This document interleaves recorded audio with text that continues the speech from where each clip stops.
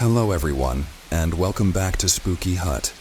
I know many of you listen to these videos to help you fall asleep, so before you doze off, it would be great if you could leave a comment letting me know where you're listening from around the world. If you're enjoying the episodes, don't forget to hit like and subscribe. Now let's get cozy, relax, and get started. It all started with a conversation none of us thought would be more than hypothetical. Sitting around the campfire that night, wrapped in blankets and bathed in the eerie glow of embers, we debated the usual what-ifs. What if we could live forever? What if we found life on other planets? And then Jack, always the science nerd, threw out the one question that made the hairs on the back of my neck stand up. What if time travel was possible?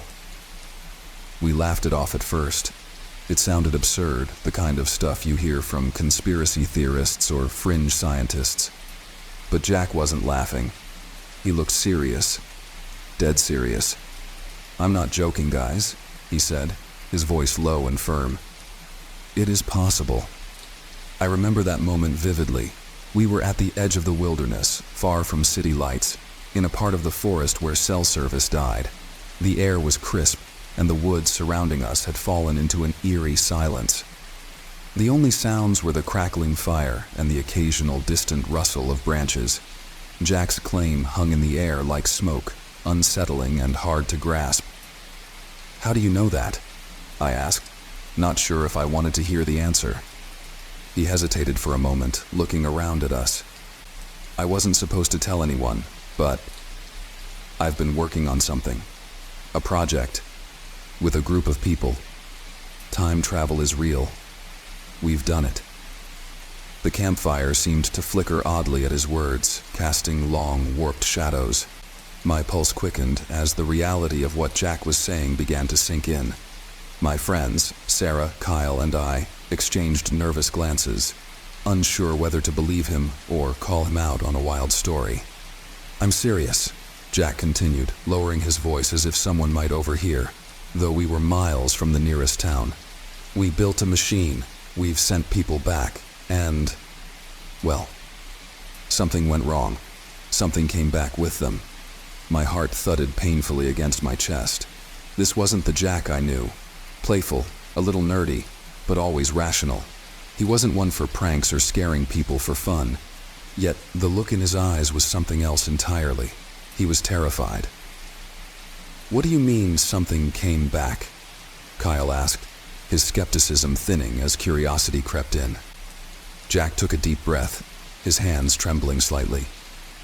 "When you tamper with time, it's like opening a door that was never meant to be opened. It's not just about going backward or forward. There are other things, dark things. And when we sent the team back to 1885 for the first trial, one of them, Carl, came back changed. And then he started seeing it." I swallowed hard. "It?"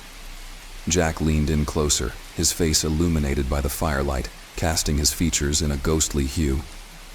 "A presence, a shadowy figure that's not bound by the rules of time. It's like it latched onto Carl during the trip, and now it follows him." A cold shiver slid down my spine. The fire crackled louder, sending a shower of sparks into the night sky. Jack wasn't done. "It's not just following him anymore," he whispered. "It's found a way to cross over, and it's hungry." We tried to shrug it off, rationalize Jack's story as stress or overwork. But the next few days were anything but normal. Jack started acting strange. He'd look over his shoulder constantly, his eyes darting toward empty corners as if he were being watched. At night, he wouldn't sleep. Instead, he'd pace around our cabin, mumbling to himself about time anomalies and dimensional tears. I'd never seen him like this before. Jack was logical, the guy who always had an answer, but now he looked like he hadn't showered or eaten in days. He was unraveling right before us, and none of us knew what to do. Then the sightings began. It started with Sarah. She was walking to the lake early one morning when she caught sight of something out of the corner of her eye. A tall, shadowy figure standing on the edge of the tree line, watching her. She blinked, and it was gone. At first, she thought it was a trick of the light, but then Kyle saw it too, just after sunset, standing near the cabin window, motionless. We tried to convince ourselves it was nothing, just shadows, a shared hallucination brought on by Jack's paranoid ramblings. But deep down, we knew better. That night I woke up in a cold sweat, the cabin deathly quiet around me. I glanced at the clock, 3:12 a.m. The others were fast asleep, or at least I thought they were. I shifted in my bed, trying to shake the unease, when a strange sound caught my attention, a faint scratching from the floorboards. I sat up, my heart pounding in my throat. The sound grew louder, like nails dragging across wood, slowly and deliberately. I wanted to call out to the others, but fear clamped my throat shut. My body was frozen, paralyzed by the same instinct that tells prey to stay perfectly still when the predator is near. The scratching stopped, and the air in the room felt heavier, like the oxygen had been sucked out. Then, out of the darkness, a voice, barely audible but unmistakable, whispered my name. Josh. My blood ran cold. I turned toward the sound, and there, standing at the foot of my bed, was the shadowy figure we'd all been seeing. It had no face, no discernible features, just an outline of pure darkness. It didn't move, but I felt its presence burrowing into me, like it was reaching into my very soul. I gasped and scrambled backward, knocking over the lamp on my nightstand. The noise startled the others awake, and as soon as they flicked on the lights, the figure was gone. "What the hell was that?" Kyle asked, wide-eyed and panicked. I don't know," I stammered, still shaking. But it was here. Jack, who had barely spoken for days, stood up slowly. "It's getting stronger," he muttered. "It's feeding off us." Sarah wrapped her arms around herself, looking terrified. "What do you mean?"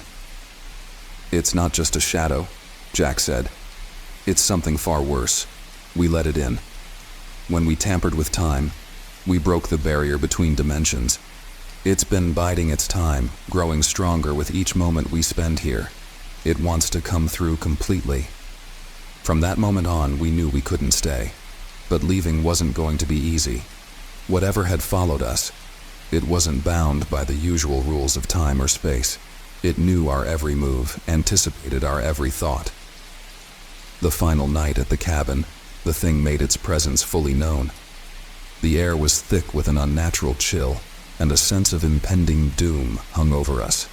We packed in a hurry, intending to drive back to town.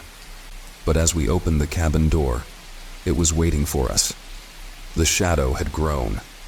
It was no longer confined to the outline of a figure. It filled the entire space before us, a void of darkness that swallowed the light from our lanterns. We couldn't see past it, couldn't go around it. It was as if time itself had warped, trapping us in a loop with this entity at the center. "What do we do?" Kyle whispered, his voice trembling. Jack stepped forward, his face pale but resolute. "I brought it here," he said softly. "I'll send it back." Before we could stop him, Jack charged toward the shadow, his body dissolving into the void as he collided with it. The air crackled, time itself seemed to distort, and for a brief moment, everything was silent. Then, just as suddenly as it had begun, the shadow vanished, along with Jack. We never found him. The police didn't believe our story, of course. To them, it was just another tragic case of someone lost in the wilderness. But I know the truth. Jack didn't get lost. He found something worse than death, something that no one should ever bring back from time. I didn't grow up in Dalton, but I'll never forget the first time I saw the town. It was early autumn, and the leaves were just starting to turn a deep gold. I was on a road trip, heading back from a week-long hiking adventure when I got lost on some back roads. No phone signal, no GPS, just winding highways that led me deeper into unfamiliar territory. That's when I saw the sign. Dalton, 5 miles. I hadn't planned to stop, but I was running low on gas and figured I could use a break. Besides, small towns had a certain charm, right? Quaint, peaceful, with little mom-and-pop diners where everyone knows your name. I pictured something straight out of a postcard, but as I drove into Dalton, the first thing I noticed was the eerie stillness. There were no cars on the streets, no people walking about, just rows of old houses, their windows reflecting the late afternoon sun. It was as if the town had been frozen in time, a snapshot of an era long gone. I pulled up to the gas station, an old-fashioned place with a single rusted pump, and got out. The door to the station was slightly ajar, but there was no attendant in sight. "Hello?" I called out, my voice carrying into the emptiness. No answer. I waited a few minutes, pacing around, checking my phone again, but the signal was dead. Figuring I could find someone to help in town, I decided to leave my car and walk down the street. Dalton was quiet, too quiet. As I passed by the local diner, the door was open, but inside, there were no customers, no staff, just empty tables and chairs. A faint smell of coffee lingered in the air, and on one of the tables, a newspaper lay spread open, dated 2 days earlier. A cup of coffee sat beside it, half drunk, as if whoever had been reading it had stepped away for a moment and never returned. A chill crawled up my spine. Something was wrong here. I kept walking, my footsteps echoing on the cracked pavement. A grocery store, a hardware shop, a barber, all standing open, yet completely abandoned. The whole town felt like it had been in the middle of something, like everyone had just left. The further I went, the worse the feeling in my gut became. It was as if the town was holding its breath, waiting for something. I started to hear sounds, small ones, almost imperceptible. A creak here, a rustle there, but when I'd stop to listen, everything would fall silent again. My eyes darted from window to window, expecting to see someone, anyone, peering out at me. But there was no one. I turned a corner and came across a large building, Dalton City Hall. The doors were slightly open, like the others, and for some reason it pulled at me, almost beckoning. Maybe I'd find answers there. Maybe someone, a lone holdout or caretaker, could explain why the town seemed deserted. The interior was dim, the high windows casting long shadows across the wooden floors. I walked into the main hall, my footsteps echoing, and stopped dead. There, in the middle of the room, stood a large circular mural set into the floor. It was faded with age but unmistakably intricate, an unsettling mix of symbols I couldn't quite place. In the center, there was a strange insignia, almost like a figure, distorted and wrong. I felt an inexplicable pull, like gravity itself was drawing me toward it. My heart pounded in my chest as I moved closer. That's when I noticed the sound again. Soft whispers, too low to make out, coming from below. I knelt down, placing my ear to the floor, and that's when I heard it. Beneath the hall, beneath the mural, there were voices. They weren't speaking words I understood, but there was something deeply wrong about them. An eerie, chanting cadence that sent ice through my veins. I scrambled to my feet, my skin prickling with fear. Something was underneath Dalton, something that shouldn't be there. I had to get out. I bolted from the building, my heart racing, and ran back toward my car. The streets still stood empty, the same suffocating silence closing in on me. But as I neared the gas station, I saw something that made my blood freeze. Standing near my car was a figure, tall, thin, and unnaturally still. They weren't facing me, but I could feel their eyes on me somehow, even from a distance. My legs locked, and for a moment, I was unable to move, as if fear had nailed my feet to the ground. Then, with a slow, deliberate movement, the figure began to turn toward me. I couldn't take it anymore. I spun on my heel and ran, straight into the heart of Dalton. I wasn't thinking clearly. All I knew was that I couldn't let that thing see me, couldn't let it catch me. My breaths came in ragged gasps as I tore through the empty streets, past abandoned homes and silent shops. And that's when I heard the footsteps. not mine. Someone else's. At first, they were distant, barely audible, but they grew louder, closer, with every second. I didn't dare look back. I reached an old church at the edge of town. Its heavy wooden doors were slightly ajar like everything else in Dalton. I burst inside, slamming them shut behind me and throwing the bolt. I collapsed against the door, gasping for breath, my heart racing in my chest. For a moment, everything was still. The air inside the church was thick and musty, the scent of old wood and dust filling my lungs. I glanced around, my eyes adjusting to the dim light filtering in through the stained glass windows. The pews were empty, the altar draped in shadows, but at least I was alone, or so I thought. From the back of the church came a sound, a soft scraping like something being dragged across the floor. I stiffened, listening as it grew closer. It was slow, deliberate, the sound of something heavy moving toward me. I backed away from the door, my eyes darting to the altar. There was no way out, except the one I came in through. My hands trembled as I looked for anything I could use to defend myself, but the church was bare. The scraping stopped, and for a moment, the silence returned.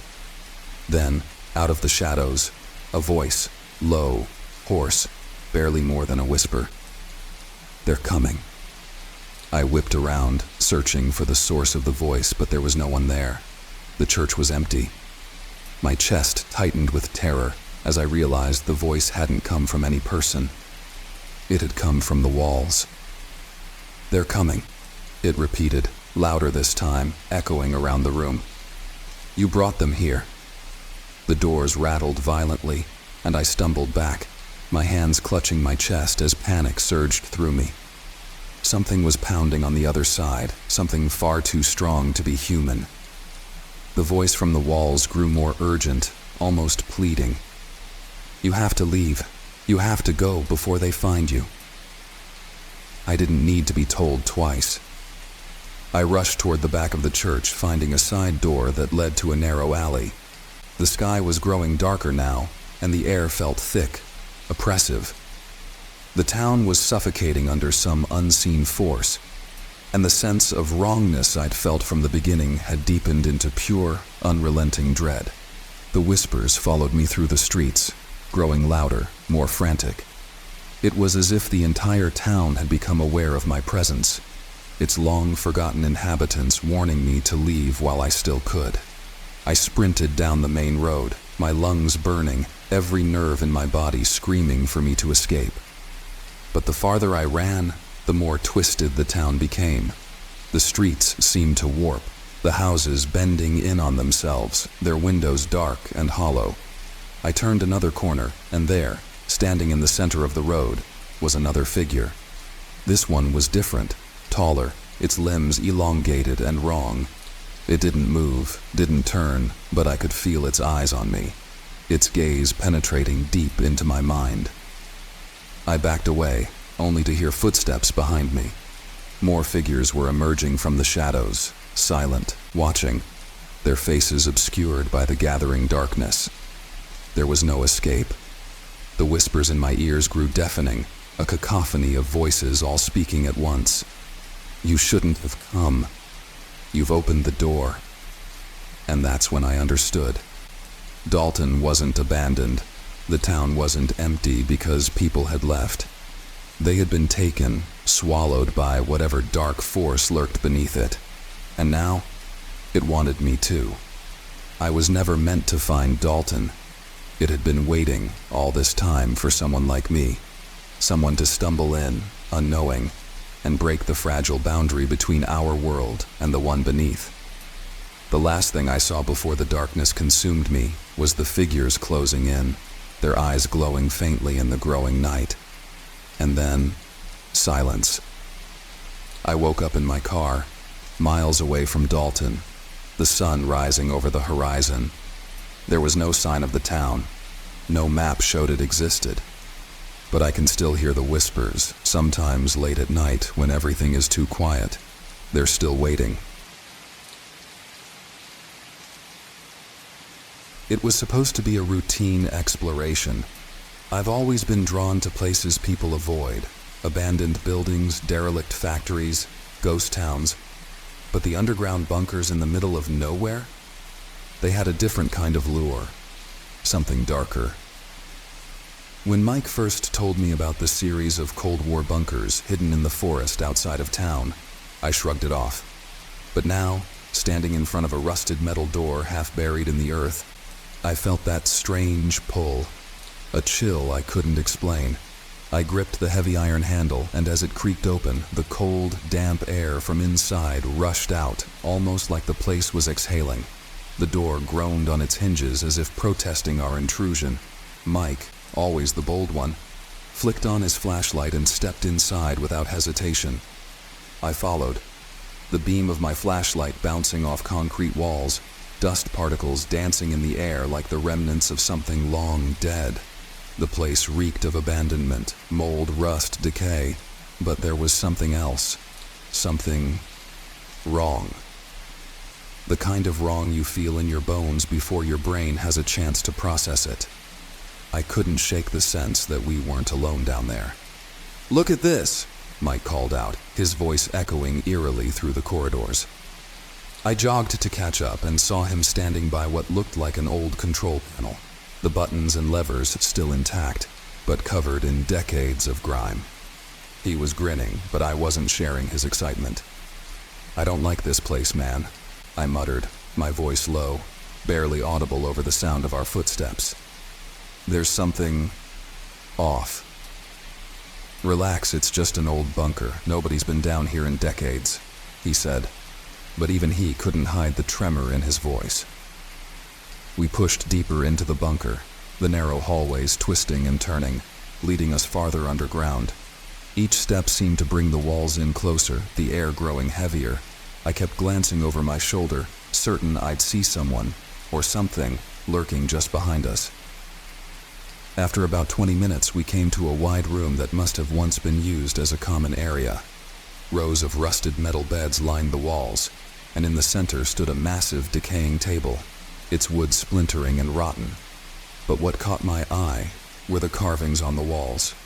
Hundreds of crude symbols etched into the concrete. Circles, crosses, and faces. Faces with hollow eyes and open mouths. Mike's flashlight beam flickered, casting twisted shadows across the room. "What the hell?" he whispered, trailing off as we both stared at the faces. They seemed to be screaming silently, their expressions frozen in a mix of agony and terror. "Who would have done this?" I asked, my voice barely a whisper. My heart was pounding in my chest, each beat louder than the last. "I don't know, but let's check it out. Maybe there's a story behind it," Mike said, his curiosity undeterred. He moved closer to the wall, examining the carvings. Then, without warning, the temperature dropped. It wasn't just cold anymore, it was freezing. I could see my breath clouding in front of me. And that's when I heard it. A whisper, soft at first, like the sound of distant wind. Then it grew louder, more insistent. "Leave." I spun around, shining my flashlight into the dark corners of the room. There was no one there, just me, Mike, and the shadows. "Did you hear that?" I asked, my voice shaky. "Hear what?" Mike looked at me, confused. His flashlight flickered again, casting erratic shadows around the room. "Someone's whispering, telling us to leave." Mike laughed, but it was forced. "You're hearing things, man. Probably the wind or—" The whisper came again, louder this time, echoing through the room. "Leave." Now Mike heard it too. His face paled, and his bravado melted away. "Okay, maybe we should get out of here," he said, backing away from the wall of faces. But the moment he turned toward the door, the metal beds slammed into each other, screeching across the concrete floor as if shoved by an unseen force. I jumped, my flashlight shaking in my hands. We both froze, staring at the beds as they clattered to a stop. Silence followed, thick and suffocating. Then slowly, the whisper returned. No longer a suggestion, but a demand. "Get out." Mike didn't need to be told twice. He bolted for the door, and I was right behind him. But as we ran down the hallway, something was following us. I could hear it. A soft scraping sound, like nails dragging along the walls, growing louder with every step. "Run!" Mike screamed, his voice breaking as he sprinted ahead. The hallways seemed to stretch on forever. No matter how fast we ran, the exit felt miles away. And the scraping sound, it was getting closer. I could feel it behind me, like breath on the back of my neck. I didn't dare look back. Finally, after what felt like an eternity, we burst through the bunker's entrance, stumbling into the open air. The door slammed shut behind us with a deafening bang, sealing whatever was inside. Inside. We collapsed on the ground, gasping for breath. My heart was racing, my limbs trembling uncontrollably. Mike was pale, his eyes wide with fear. Neither of us said a word for a long time. "Let's never come back here," I finally muttered, still trying to catch my breath. Mike nodded, too shaken to respond. We left the forest that night and didn't speak of the bunker again for weeks. But it didn't matter. The nightmares started soon after. Every night I'd find myself back in that underground tomb, wandering those narrow halls with the whispers growing louder and the faces. Watching. Always watching. And it wasn't just me. Mike called me one night, his voice frantic. "It's happening again," he said. "I'm seeing things, hearing whispers." We both knew what it was. We had stirred something in that bunker, something ancient and angry, and it wasn't done with us. A week after that call, Mike disappeared. No one knew where he went. His apartment was untouched, his car still in the driveway. But he was gone, vanished without a trace. The last message I got from him was a text, sent at 3 a.m. I hear them, the whispers. Now I'm the only one left. The nightmares are getting worse, the whispers louder, and sometimes, late at night, I see them, the faces. They're not just in my dreams anymore. They're here, in my room, on my walls, watching, waiting. And I know, sooner or later, they're going to come for me too, just like they did for Mike. Because no one leaves the bunker. Not really. The first time I saw the well, I felt an inexplicable pull. It was old, far older than the surrounding buildings, sitting alone in a forgotten corner of my grandparents' overgrown estate. My name is Adam, and I had just turned 27 when I inherited the house after their sudden passing. They died within weeks of each other. Grandma first, then Grandpa, like he couldn't bear to be without her. I hadn't visited the estate much in recent years, but now, with both of them gone, it was my responsibility. They'd always warned me about the well. "Stay away from that cursed thing," Grandpa would say, his normally jovial face darkening at the mere mention of it. "It doesn't belong here. Nothing good comes from that well." He never explained what he meant, and as a kid, I didn't question it. I figured it was just one of those strange superstitions old people held on to. But now, standing before it, I wasn't so sure. It wasn't like any well I'd ever seen. The stones were ancient, cracked, and covered in creeping moss. But they didn't look like the kind of stone you find around here. They were darker, almost black, and seemed to absorb the light. The top was sealed with a heavy wooden lid, but it had clearly seen better days. The boards were weathered and warped, as though something had been trying to push its way out from underneath. The hairs on the back of my neck prickled as I stared down at it. I didn't know why, but I couldn't shake the feeling that something was watching me from below. For weeks, I tried to ignore the well. There was too much else to focus on, sorting through my grandparents' belongings, repairing the long-neglected house, dealing with the overwhelming loneliness that came with living there alone. But the well stayed in the back of my mind, always lurking at the edge of my thoughts like a splinter I couldn't quite reach. And then the noises started. At first, I thought it was the wind. Late at night, as I lay in bed, I'd hear soft, rhythmic sounds, thuds, almost like something was knocking gently against the walls of the well. It was so faint that I convinced myself I was imagining it, but the sound persisted, growing louder with each passing night. It wasn't just the noise, though. I started having dreams, strange, unsettling dreams of something down in the well, looking up at me. I could never see its face, but I could feel its eyes, cold and unblinking, staring through the darkness. In these dreams, it would speak to me, not in words, but in thoughts, urging me to open the well. It wanted out. And, terrifyingly, part of me wanted to let it out. One night, the dream was worse than ever. In it, I stood at the well's edge, staring down into the abyss. The voice was louder this time, insistent. "Let me out," it repeated over and over like a chant. My hand moved to the lid, and just as I was about to lift it, I woke up, drenched in sweat, my heart pounding in my chest. But even awake, I could still hear the voice, faint but there. That's when I decided I had to know. I had to see what was inside.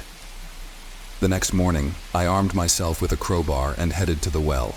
The sky was overcast, thick clouds blotting out the sun, casting the estate in a dull gray light. The closer I got to the well, the more the air seemed to change. Heavier, thicker, almost suffocating. I could hear the faint knocking again, more distinct now, as if whatever was inside knew I was coming. I hesitated for a moment, standing before the well, crowbar in hand. Every instinct screamed at me to leave, to walk away and never return. But the pull was stronger. I had to know. The wood groaned as I wedged the crowbar under the lid and began to pry it open. It didn't take much. The boards were so rotted they practically disintegrated in my hands. As I lifted the lid, a wave of cold air rushed up from the well, carrying with it a foul, earthy stench that made me gag. I took a step back, covering my mouth with my sleeve, but I couldn't look away. The inside of the well was dark, unnaturally so. Even in the dim daylight, the shadows seemed to swallow the light whole, leaving nothing but a black, yawning void. I leaned over cautiously, peering down into the depths. The well was deep, so deep that I couldn't see the bottom, even with my flashlight. That's when I heard it. A soft, wet, scraping sound, like something dragging itself against the stones. My heart skipped a beat as I strained to listen. The noise grew louder, more distinct, and then I saw it. A flicker of movement far below. Something was down there. Something was climbing up. I stumbled back, my breath catching in my throat. I wanted to run, but my legs wouldn't move. I was frozen, transfixed by the sight of it. Slowly, agonizingly slowly, the creature emerged. At first it was just a hand, long, thin fingers, pale and slimy, reaching up from the darkness, curling around the edge of the well. Then came the rest of it, pulling itself up and out in one fluid motion. It was tall, impossibly tall, with skin that looked as though it had never seen the light of day, sickly pale, almost translucent, stretched tightly over a skeletal frame. Its limbs were too long, its joints bent at unnatural angles, and its head. God, its head was wrong. It was too large for its body, with no discernible features except for two massive sunken eyes that seemed to pulse with a dim greenish light. It looked at me. No, not at me. Through me. Those eyes, empty and cold, pierced into my mind, freezing me in place. I couldn't move, couldn't think. All I could do was stand there, rooted to the spot, as it slithered closer, its body making that same horrible, wet scraping sound against the stone. The voice, the one from my dreams, returned. But this time it was no longer just in my head. It was coming from the creature. Its mouth, or what should have been a mouth, opened slightly, and the voice spilled out like venom. "You let me out." I wanted to scream, but no sound came. My entire body was paralyzed with fear. The creature was inches from me now, its breath cold and putrid against my skin. I could feel its presence, like a weight pressing down on my chest, suffocating me. Then, in a blink, It was gone. The weight lifted, the air cleared, and I collapsed to the ground, gasping for breath. My head was spinning, my heart racing, but the creature had vanished as suddenly as it had appeared. The well was silent again. I ran. I didn't care where. I just needed to get away from that well, from whatever that thing was. I sprinted back to the house, slammed the door behind me, and locked it. But deep down, I knew it wouldn't make a difference. Whatever I had released from the well wasn't bound by walls or locks. The rest of the day passed in a blur. I tried to distract myself, cleaning, organizing, anything to keep my mind off what I had seen. But as the sun began to set, the familiar dread crept back in. I could feel it out there, somewhere, watching me. Night fell, and with it came the sound. That same wet scraping noise, but this time it wasn't coming from the well. It was inside the house. My pulse quickened as I listened, straining to pinpoint the source. It was faint at first, almost like the sound of someone dragging their nails along the walls. But it grew louder, more distinct, and I realized with horror that it was coming from the basement. I grabbed a flashlight and crept toward the door, my hand trembling as I reached for the knob. I knew I shouldn't open it, but something compelled me to. Slowly, I turned the knob and pulled the door open, shining my flashlight down the stairs. The basement was pitch black, the beam of light barely penetrating the darkness.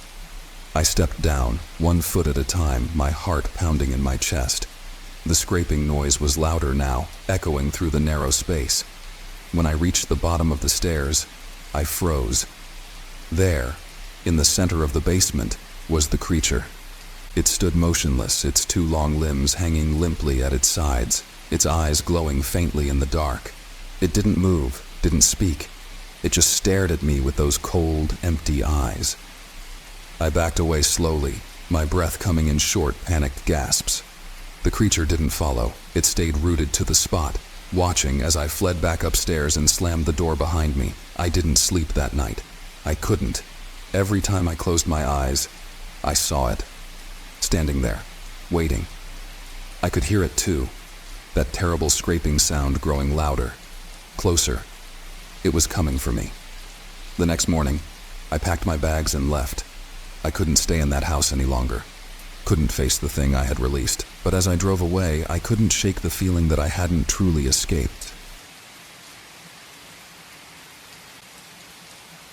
There are things you grow out of, things you laugh off as an adult, like your childhood fear of clowns.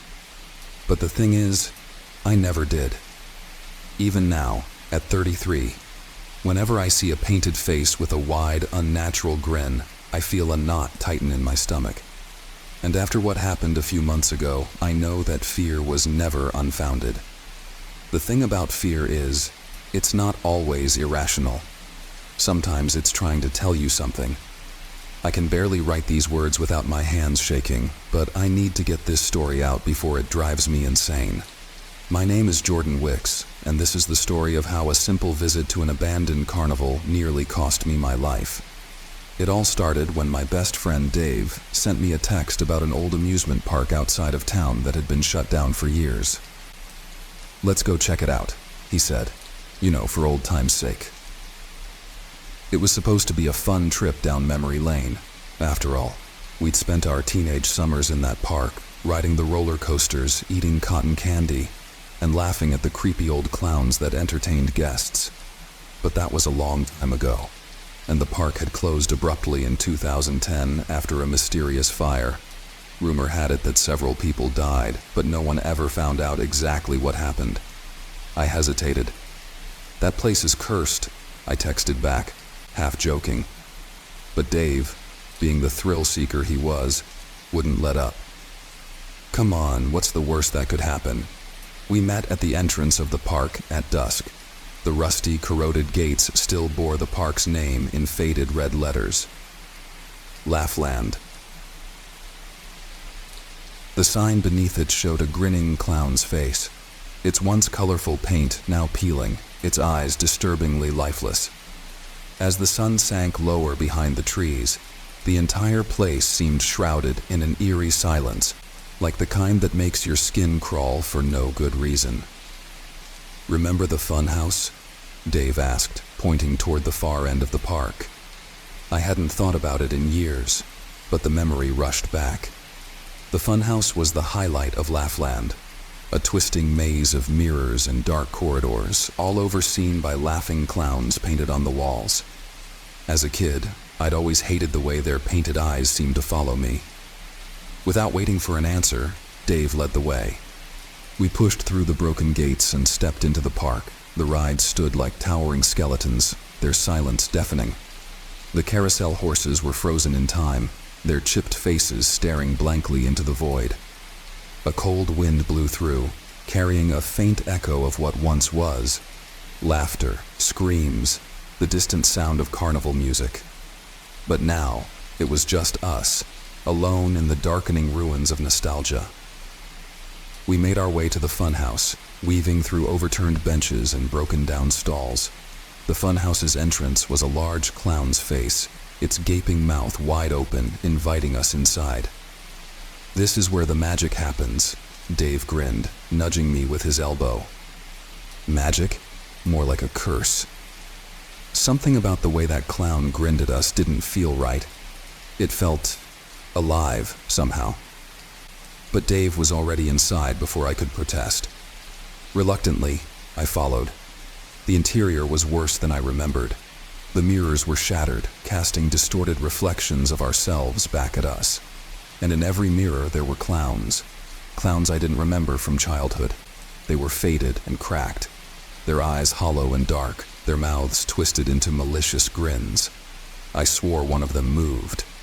I stopped and stared at it, but it remained still, just an illusion of my imagination, or so I hoped.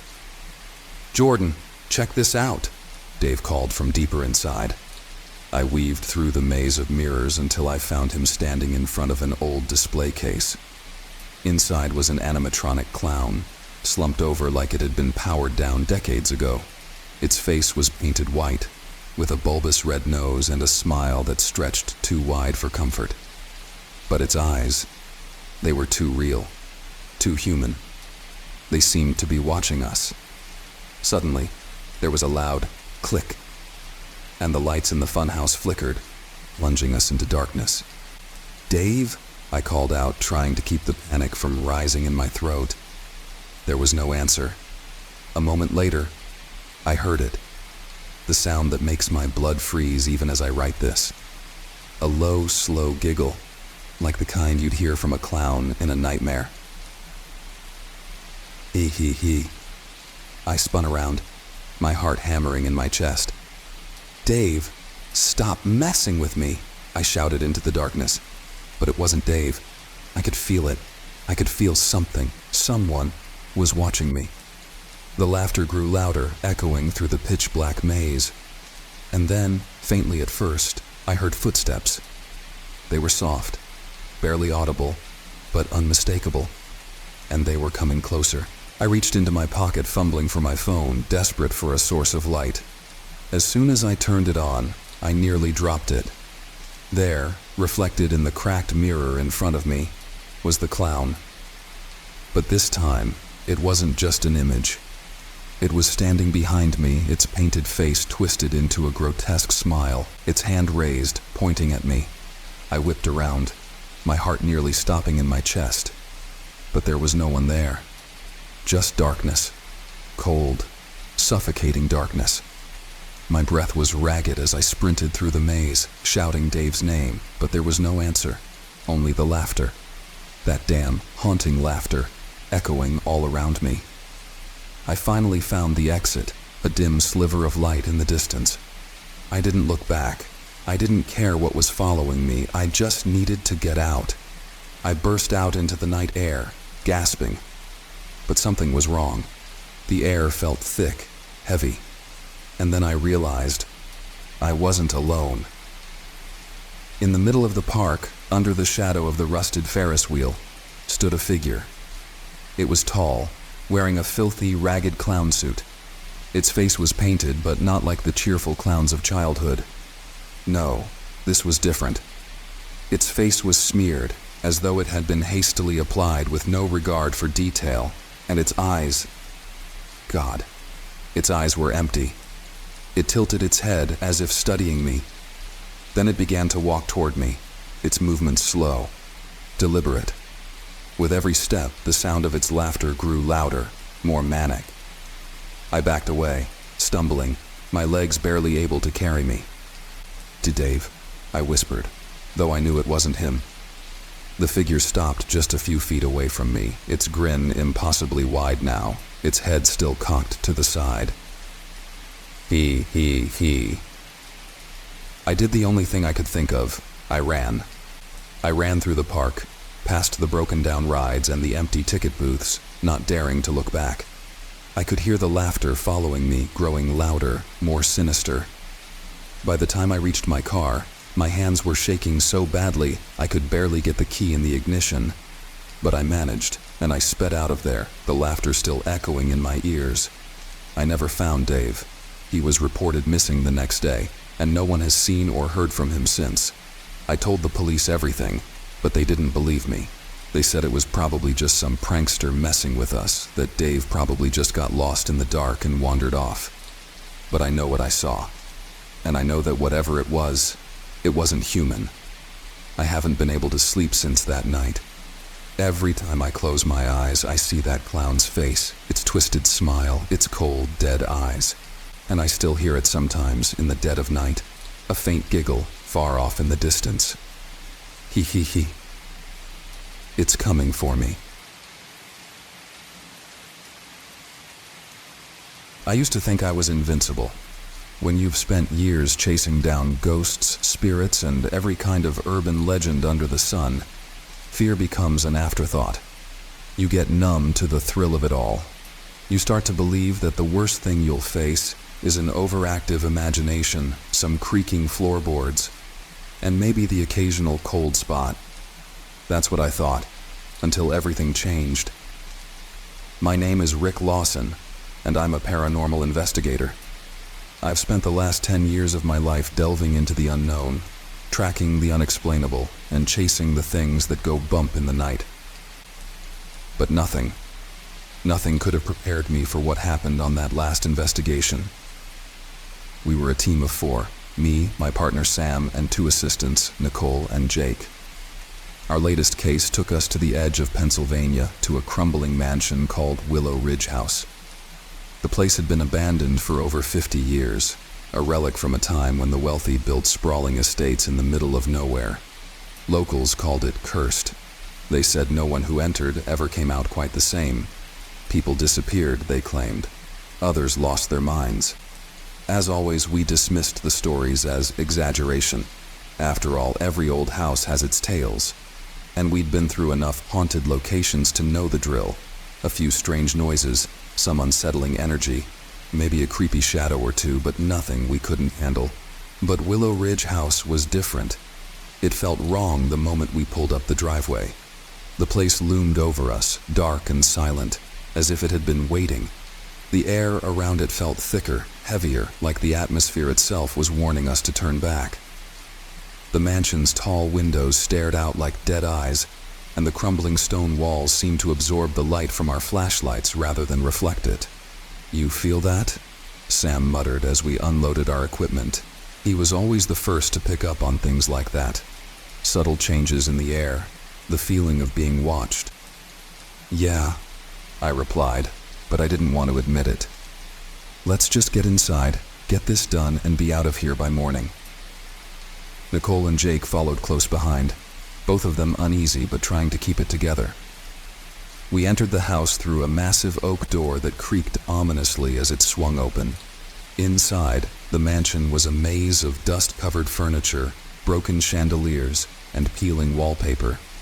The air was cold, far too cold for a summer evening.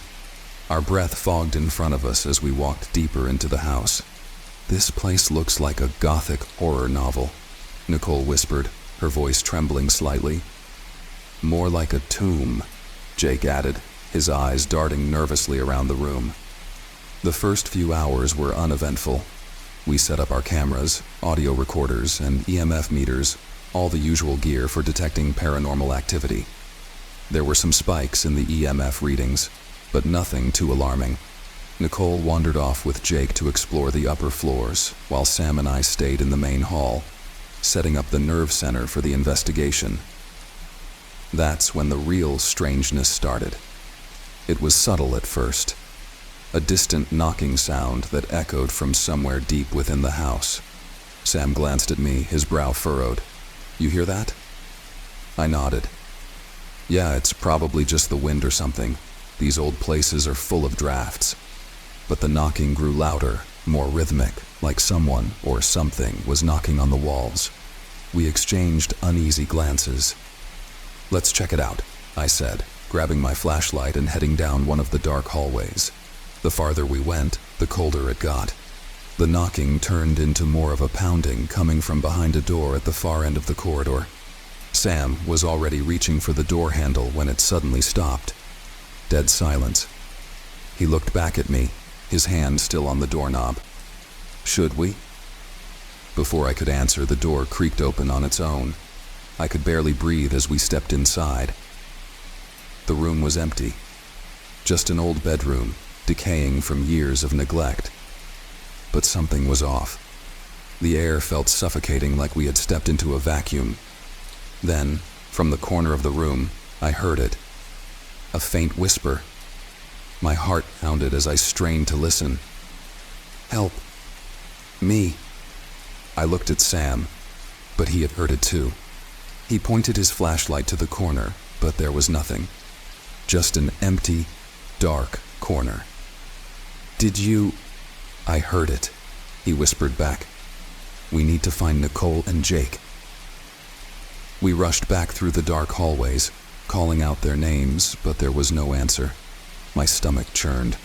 I could feel the house changing around us, like it was alive, shifting its walls and corridors to confuse us. "Nicole, Jake!" I shouted, but nothing. We eventually found them, huddled together in one of the upstairs rooms. Both of them were pale, their eyes wide with fear. Jake was shaking, and Nicole had tears streaming down her face. "What happened?" Sam asked, kneeling beside them.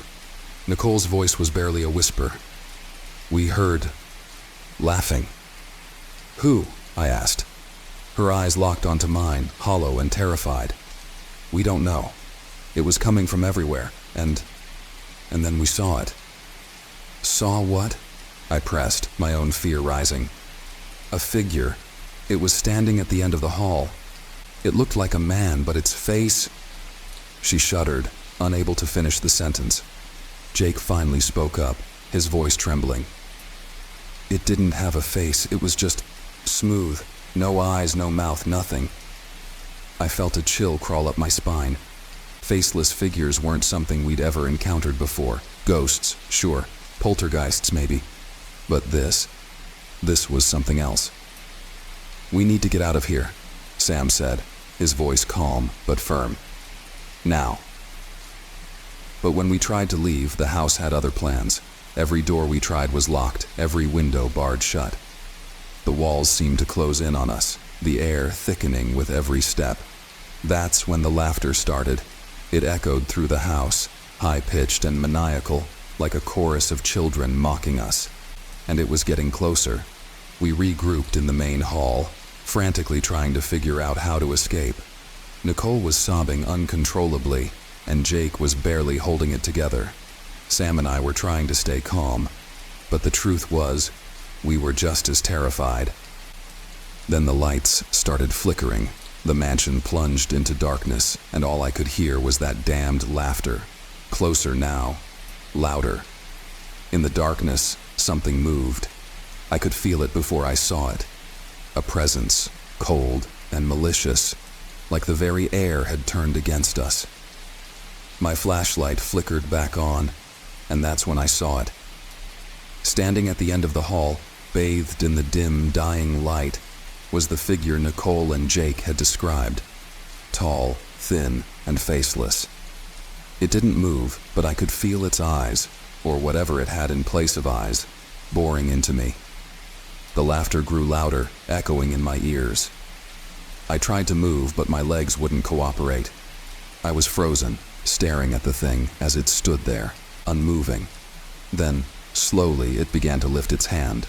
pointing at me. That's when I snapped out of it. I grabbed Sam and dragged him toward the front door. I don't know how we did it, but we forced it open and ran outside, Nicole and Jake right behind us. We didn't stop running until we were back at the van, the mansion shrinking behind us, the laughter fading into the distance. We didn't speak for a long time after that. There was nothing to say. The house had let us go, but not without leaving its mark. Sam quit the team the next day. Nicole and Jake refused to talk about what happened, and I couldn't blame them. But the worst part? The part that still haunts me to this day. As we drove away from Willow Ridge House, I glanced in the rearview mirror, and for just a split second, I saw it.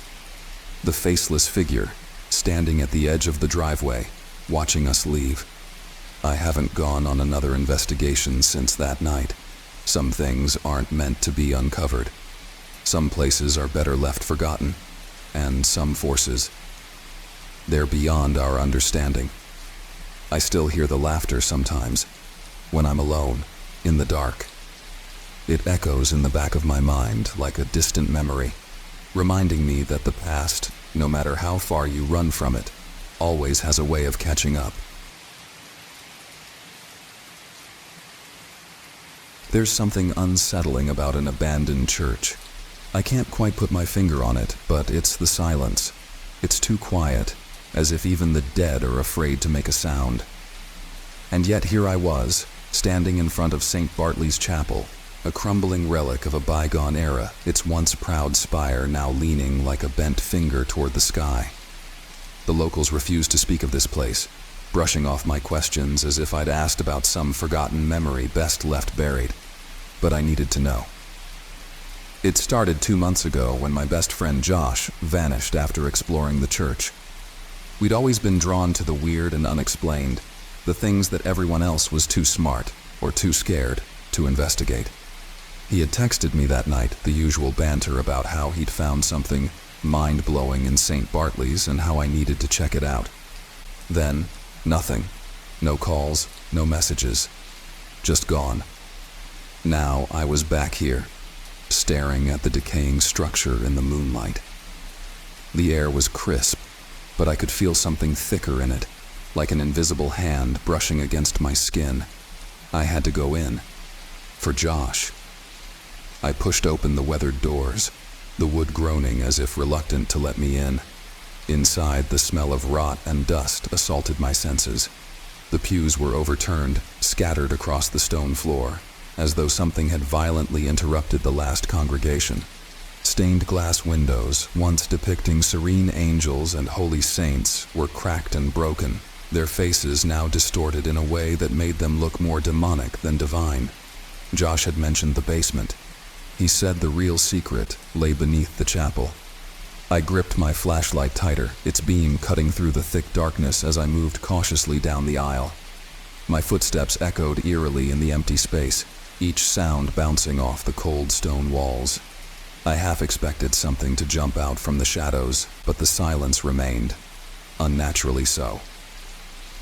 I found the door to the basement near the altar, just as Josh had described. It was ancient, wooden, and swollen from years of neglect. My heart pounded as I pushed it open. The hinges shrieked in protest, the sound sharp and grating against the silence. A set of narrow stone stairs led down into the bowels of the church. Each step felt heavier than the last, as if the air itself grew thicker the further I descended. The smell changed too, mustier, like something long dead but never quite forgotten. I couldn't shake the feeling that I was being watched, though every time I turned, I found only the shadows behind me. The basement was a labyrinth of corridors and rooms, far larger than the church above suggested. I wasn't prepared for what I found down there. The first room was a crypt, but not like any I'd seen before. The walls were lined with shelves, each one holding dusty old books, Bibles, but not the kind you'd expect in a church. These were blackened, their pages curled and burned at the edges. Symbols I didn't recognize were scribbled in the margins, angry and chaotic. At the center of the room was a stone altar, stained dark with what I prayed wasn't blood. But it wasn't the altar that caught my attention. It was the smell, sickly, sweet, and coppery, and then I saw it. Sprawled behind the altar, barely visible in the dim light, was a body. My stomach twisted as I approached, my feet dragging against my will. It was Josh, or what was left of him. His face was twisted in a grotesque expression of terror, his mouth frozen open in a silent scream. His eyes were wide, staring blankly at the ceiling. But it wasn't just fear in his expression.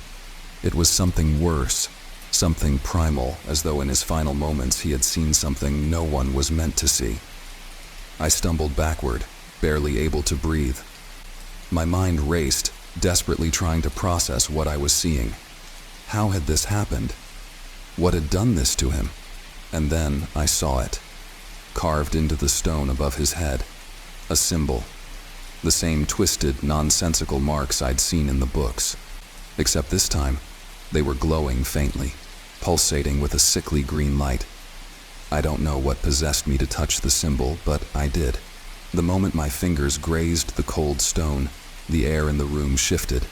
The temperature plummeted, and suddenly, it wasn't just me down there. A low, guttural whisper echoed through the room. It was speaking, but the language was unlike anything I'd ever heard. Ancient, cold, and wrong.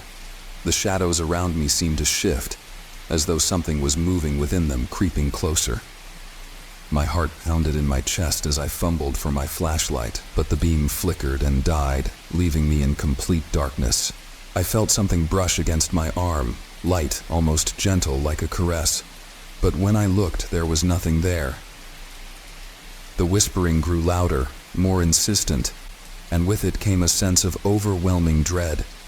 It felt like the air was being sucked out of the room, like the walls themselves were closing in. Panicking, I stumbled toward the door, but the way out wasn't clear anymore. The shadows had taken on a life of their own, warping and twisting, blocking my escape. The temperature dropped further, my breath now visible in the freezing air, my skin prickled with fear. That's when I heard the footsteps, slow, deliberate, coming from somewhere deeper within the basement. I froze, the sound cutting through the whispers. They were getting closer. I couldn't move. I couldn't breathe. The footsteps stopped just behind me. I could feel a presence, something standing impossibly close, breathing down the back of my neck.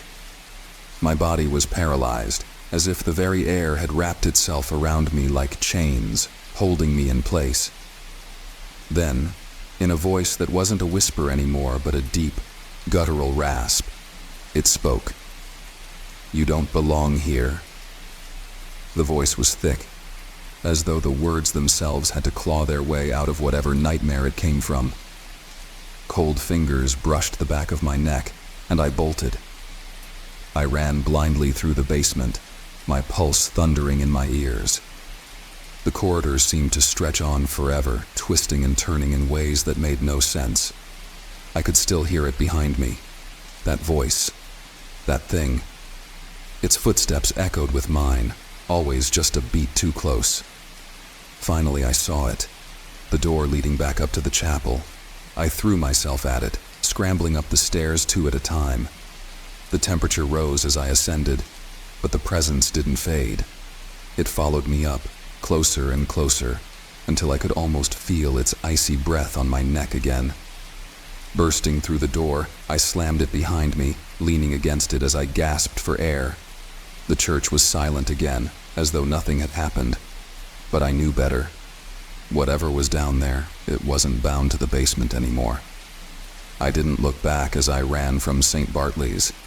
The whispers still echoed in my head, growing fainter with each step. But I could still feel it. Watching. Waiting.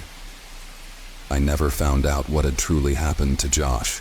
The police couldn't explain it either. They chalked it up to an accident, maybe an animal attack. But I knew what had taken him. Now, every night as I lie in bed, I hear those whispers. Faint, almost imperceptible, but they're there. And I know it's only a matter of time before whatever is waiting in St. Bartley's comes for me. And when it does, I won't be able to run.